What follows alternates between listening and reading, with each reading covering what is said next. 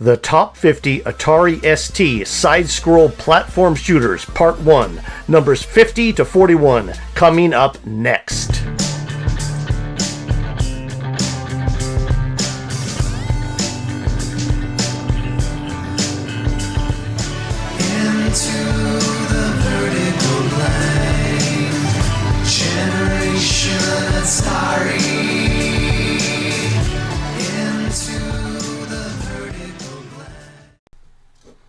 In this series, we will explore and count down the top 50 scrolling platform games on the Atari ST that use guns as the primary weapon.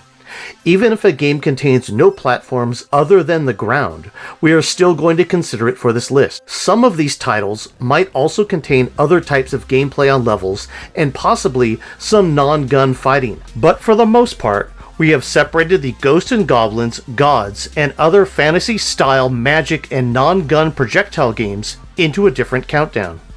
I created this top 50 by playing as many of these types of games as I could find and scoring them on a 0 to 300 scale. This scale is based on a combination of my reviews, the average magazine scores I could find, and the Atari Mania audience scores. Because of this combination of scores, my personal choices didn't always come out where I thought they would, especially when we reach the top 10. But we're not even close to that yet. Okay, let's get started, and prepare to be underwhelmed! You should have seen games 65 to 51, which were mostly just terrible. These 10, well, they're not all bangers to say the least. Some are good, some have decent parts, and others had a chance to be good. Better games are coming as we do the countdown. So let's poke at these a little bit and see what fun and quality we can find. Luxor is a 1988 Software Horizons released paradox-coded, relatively simple blaster where you must collect P and B icons and watch out for a wish-granting fairy who is far too easy to shoot rather than catch.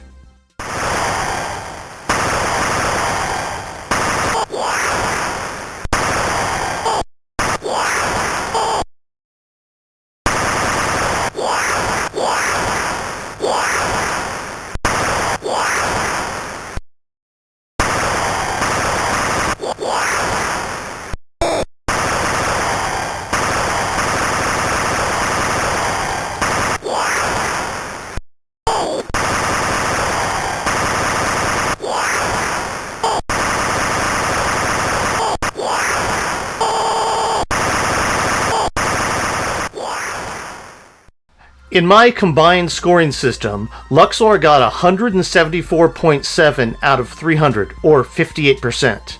The good, there's some simple fun blasting.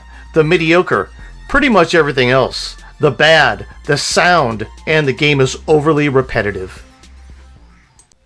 Number 49, Chicago 30s, is a 1989 US Gold released, Toposoft developed multi-stage game where you play an unlicensed Elliot Ness style character against an army of mob toughs.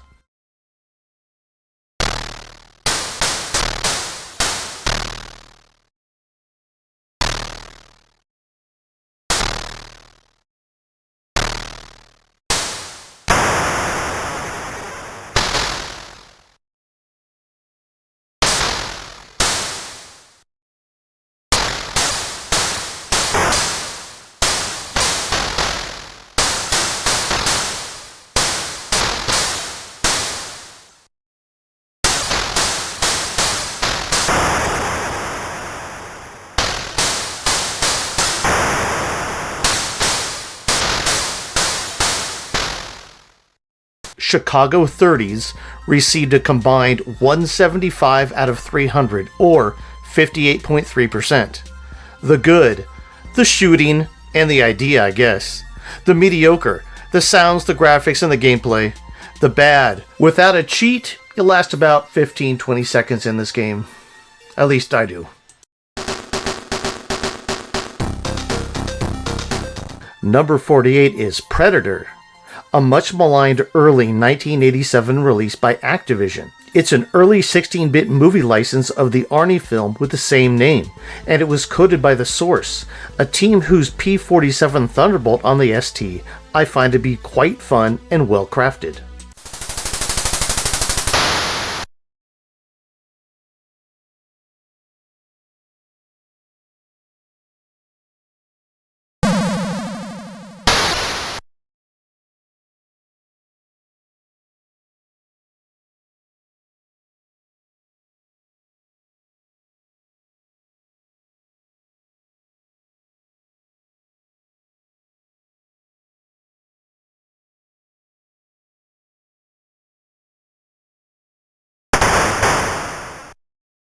Predator received a combined 181 points out of 300, or a 60.3%.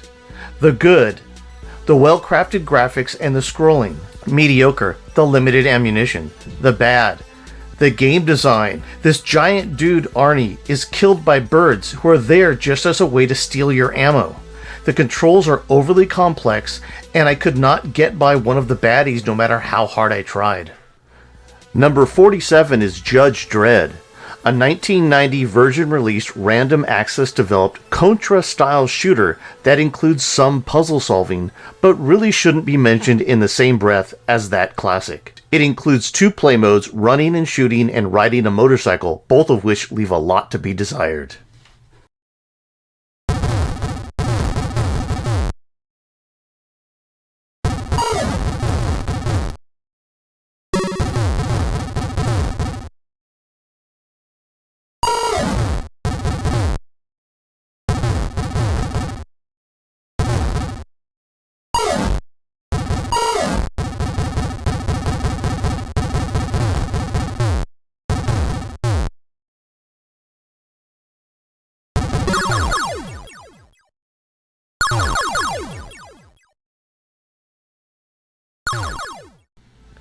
Judge Dredd received 181 out of 300 points for a combined 60.33%. The good, it's kind of fun to run around blasting with the 2 weapons to choose from. The mediocre, the level design, and the worst thing you can say about a blaster, it gets boring really quickly. The bad, the motorcycle is implemented as an afterthought, and the controls make it difficult to go diagonal up and down, no matter which mode you choose. Number 46, Hellraiser, is a 1988 release from one of my favorite early Atari ST developers, Exocet. It contains both action platformer and horizontal fly and shoot levels. Unfortunately, both of which look good, but lack the gameplay variety needed to keep players interested for long.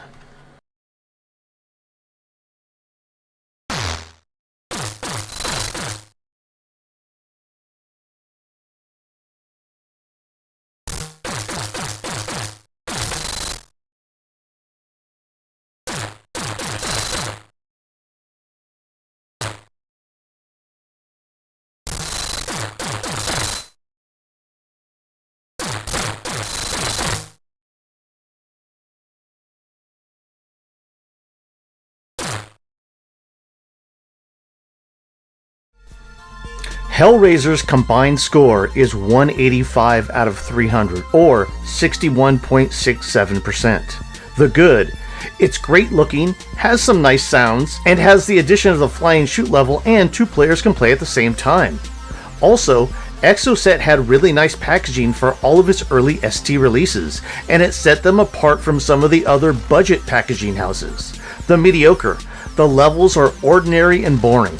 The bad, everything respawns and there are far too many cheap deaths.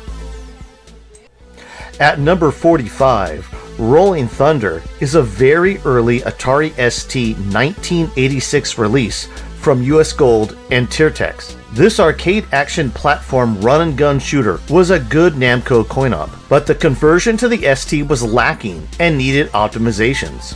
When I used Mega STE settings in Atari though, it made it onto this list.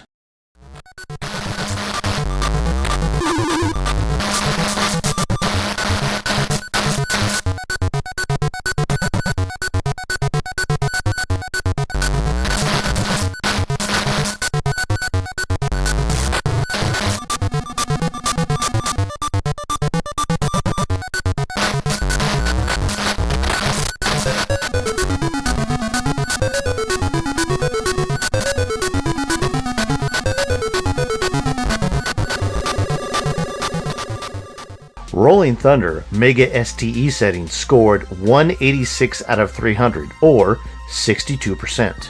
This is an interesting one, at least to me that is. Rolling Thunder on an 8 MHz Atari ST plays terribly and didn't even make it into the top 50.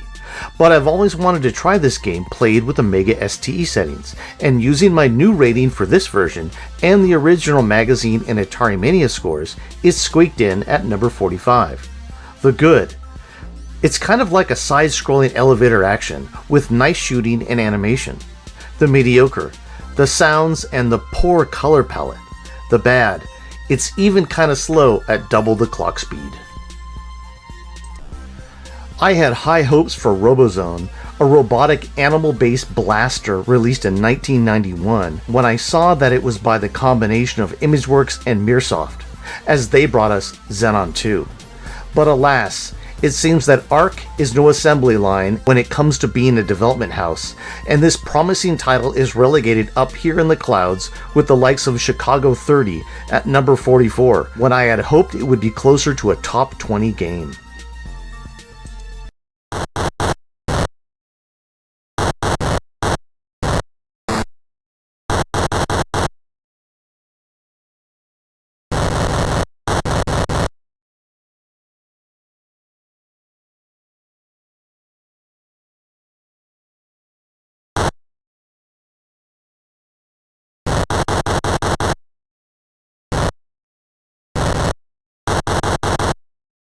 Robozone scored 199 out of 300, or 66.3%.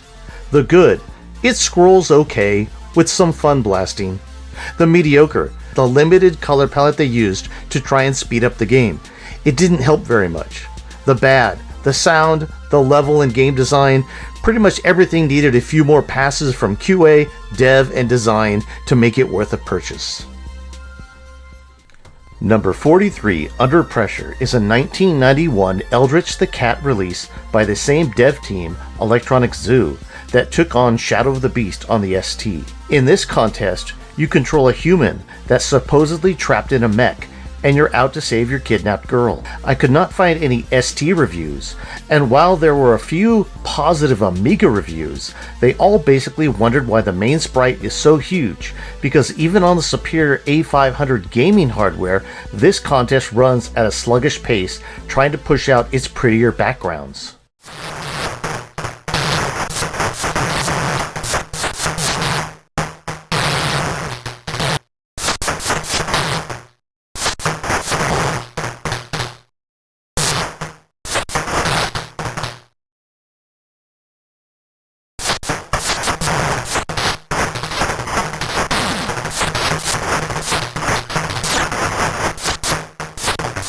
Under Pressure received 203 out of 300 points, or 68%.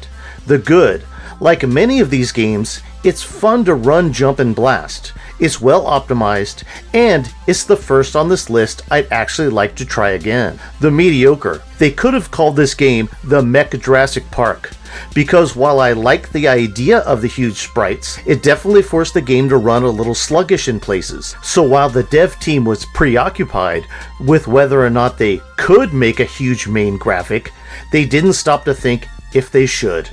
Sorry. The bad, it's too easy to get stuck and lost in places with or without the cheats, and the difficulty is set a little bit too high.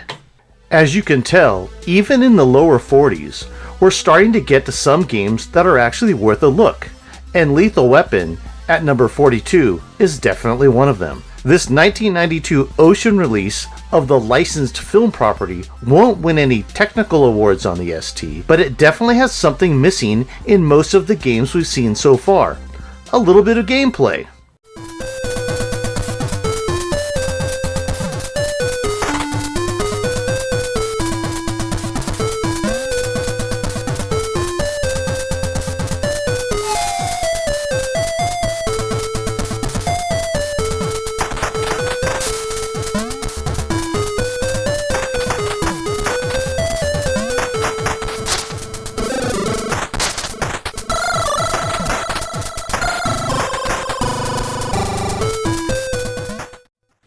Lethal Weapon received 204 out of 300 points, or 68%.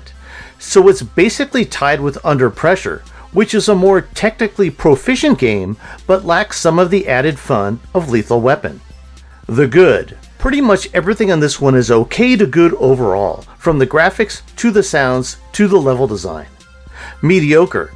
You have to start over every time you die on a level. The bad. The push scrolling makes it very difficult to see what's coming up next. If you're going to push scroll, you need to redo the levels a bit to compensate for the blind spots. They didn't do this. Jeremy Parish would not be happy. Number 41, Hawkeye, is a 1989 Thalamus release of an original C64 title in which the player is tasked with running back and forth in caves and other environments, collecting items, and trying to get to further and further levels. While the C64 release was hailed as the next Shadow of the Beast, the ST and Amiga versions show that on the 16-bit machines, it took a little bit more to really make a great game.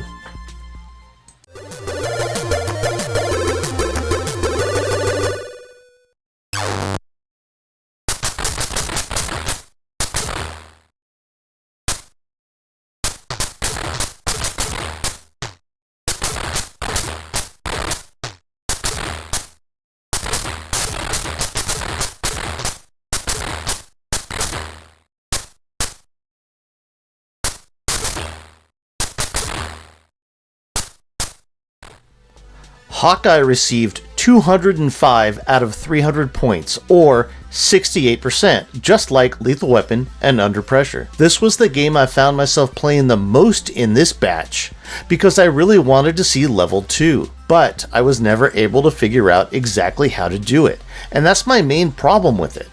The good. This game has a lot going for it, from the selection of 4 weapons to the simple controls, the nice graphics, and the unneeded but cool parallax scrolling. Mediocre.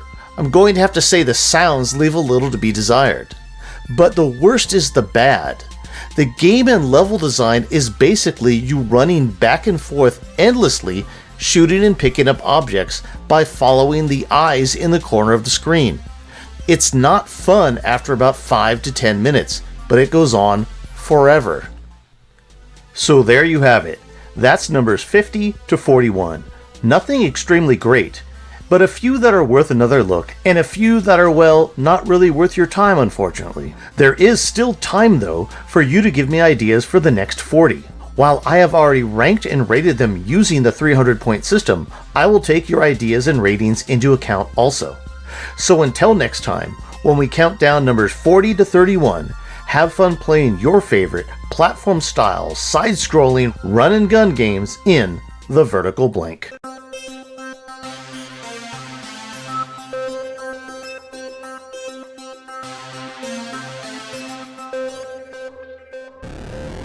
We were children of the Silicon Revolution, an X generation conscripted to fight the console and home computer wars. A product of an analog 70s childhood, we came of digital age in the 80s, believing we could affect the world 8 bits at a time. Armed with joysticks, full-stroke keyboards, Jolt Cola, and MTV haircuts, we proceeded into the vertical blank. There, we stayed up late at night, devising incantations from D&D rulebooks and beginner's all-purpose symbolic instruction code. Video games were the match, and programming was the fuse, as the infinite possibilities of the digital world exploded into the internet age to come. We are Generation Atari. Into the vertical blank.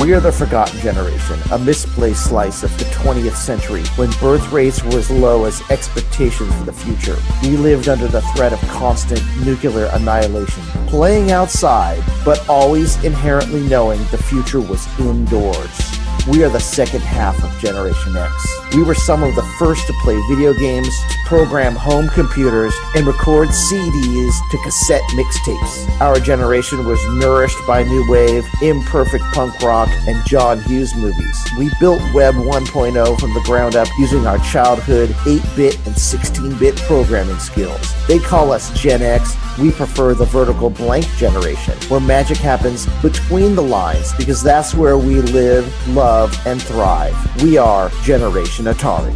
Into the vertical blank. The vertical blank is the space between the last line of the current frame and the first line of the next, where off-screen calculations create a cathode ray tube display.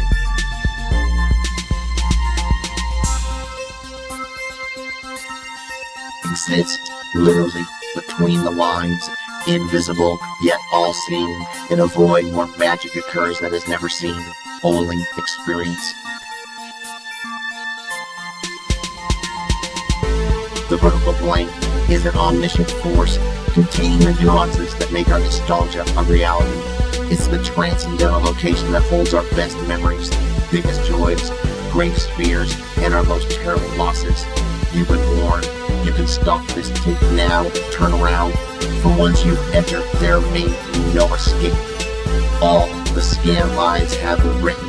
It's time to enter the vertical blank. Into the vertical blank.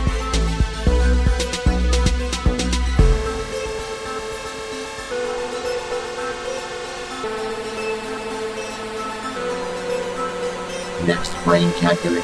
Prepare to write new data. V blank ending.